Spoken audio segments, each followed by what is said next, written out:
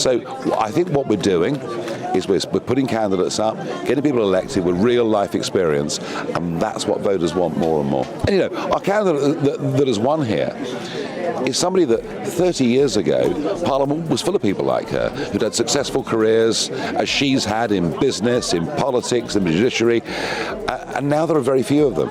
Last summer, people booted the Tories out wanting change. Labour, now people are cross with them. You're promising change, but now you're going to have to deliver. Are you confident you're going to be able to do that? Well, we couldn't do worse than the previous lot in running county councils. Nigel Farage just called Keir Starmer something that's sending shockwaves through Westminster.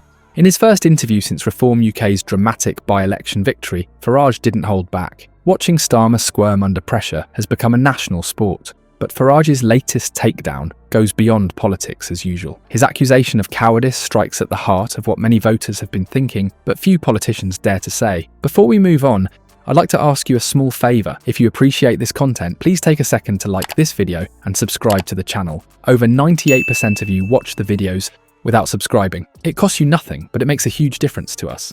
So, did you click the subscribe button? Great, thank you so much. Now back to the video. County councils fighting climate change, pursuing DEI, buying ergonomic chairs for their staff. No. As and where we win, it's going to be very different. We will, where we win county councils, send in the auditors, examine long-term contracts, end crazy expenditure on consultants, on part-time workers. And just finally, you've got your first female MP. Some people have thought you're a bit of a boys' club. Do you think you can change that perception? We've just won here with Sarah Pachin. We're on the verge of Dame Andrea Jenkins becoming the mayor of Greater Lincolnshire. Remember when Keir Starmer confidently proclaimed that Labour was the party of the working class?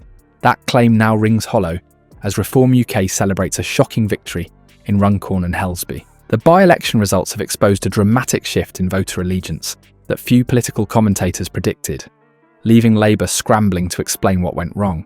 Runcorn and Helsby represents more than just another constituency on the electoral map. This area has traditionally been solid Labour territory, where generations of working-class voters have loyally supported the party through thick and thin. And also, just finally, you were here yesterday. Labour have thrown everything at this. Pretty much everybody has been up here, but not the Prime Minister. Why do you think that is? And since the general election, of those that have come to us, it's 50-50 men and women. I know I've got a woman problem, but it's not true. He's a coward. He doesn't lead from the front. You know, I mean, he obviously feared they might lose, therefore he didn't come. I knocked on doors for 8 hours today, and I would have been here in this hall with our candidate, regardless whether we'd won or lost. The constituency sits in Labour's heartland, an area where Conservative candidates typically campaign with little expectation of success. This historical context makes the recent political earthquake all the more significant. The statistics from the by-election tell a story that Labour strategists will find difficult to spin. Labour's vote share collapsed in spectacular fashion. With an unprecedented swing to Reform UK, the numbers reveal more than just a typical protest vote against the government of the day. They signal a fundamental realignment of political loyalties, with working-class voters abandoning Labour in numbers that should set alarm bells ringing throughout the party. Perhaps the most telling aspect of this political drama was Keir Starmer's notable absence from the campaign trail. As Reform UK gained momentum and local polls indicated trouble for Labour, Starmer chose to keep his distance. Was this a strategic decision to avoid association with a potential defeat? Or does it reveal something more fundamental about Starmer's confidence in Labour's message and appeal to voters? Nigel Farage certainly didn't mince words when assessing Starmer's absence. In his post-victory interview, Farage directly labelled the Labour leader a coward for not leading from the front. The accusation carries weight because of the contrast Farage drew with his own approach. "I knocked on doors for 8 hours today," Farage stated, "and I would have been here in this hall with our candidate regardless whether we'd won or lost by 6 votes. This plain-speaking critique highlights a stark difference in leadership styles that voters couldn't help but notice. Farage's charge of cowardice extends beyond mere campaign tactics. When he calls Starmer a coward, he's questioning something more fundamental than political strategy. The accusation speaks to issues of conviction and principles. Does Starmer truly believe in the policies he promotes? Is he willing to defend them face-to-face with voters who feel left behind? By avoiding direct engagement with the electorate in Runcorn and Helsby, Starmer left himself vulnerable to the perception that he lacks the courage of his convictions. The The contrast between the two politicians' approaches couldn't be clearer. While Farage was knocking on doors, meeting voters, and listening to their concerns, Starmer remained distant. Farage's hands-on campaigning demonstrated confidence in Reform UK's message and willingness to engage directly with the public. Starmer's reluctance to immerse himself in the constituency suggested something else entirely. Perhaps a recognition that Labour's message isn't resonating with its traditional base. The evidence of voter disillusionment with Labour continues to mount. Conversations with former Labour supporters reveal a profound sense of betrayal. Farage himself highlighted this sentiment, noting that the word betrayed came up repeatedly as he spoke with lifelong Labour voters who had switched their allegiance to Reform UK.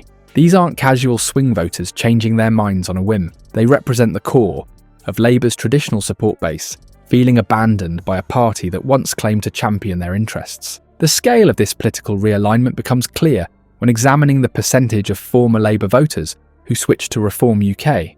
This mass exodus doesn't simply represent a temporary protest. It signals a fundamental shift in how working-class voters view their political options.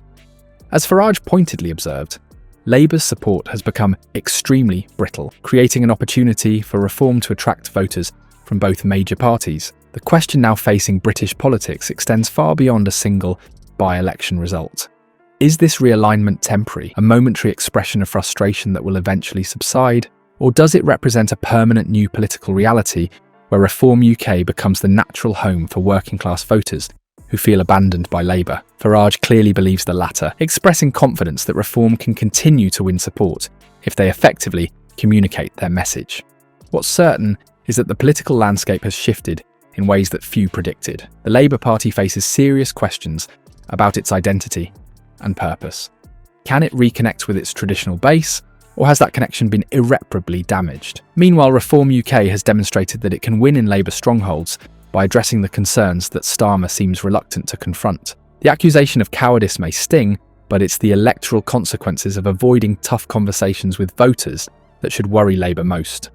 The contrast between Starmer's empty promises and Reform UK's grassroots success couldn't be more stark. While Starmer once positioned himself as the champion of working-class interests, his deliberate absence from the campaign trail speaks volumes about Labour's true priorities. Farage's accusation that he's a coward, he doesn't lead from the front, resonates because it captures what many voters already feel. This isn't just political theatre, it's an indictment backed by electoral results. The same people who once described feeling betrayed by the Conservatives now use identical language about Labour. The question remains, can Labour rebuild trust with its abandoned base, or has Reform UK permanently changed Britain's political landscape?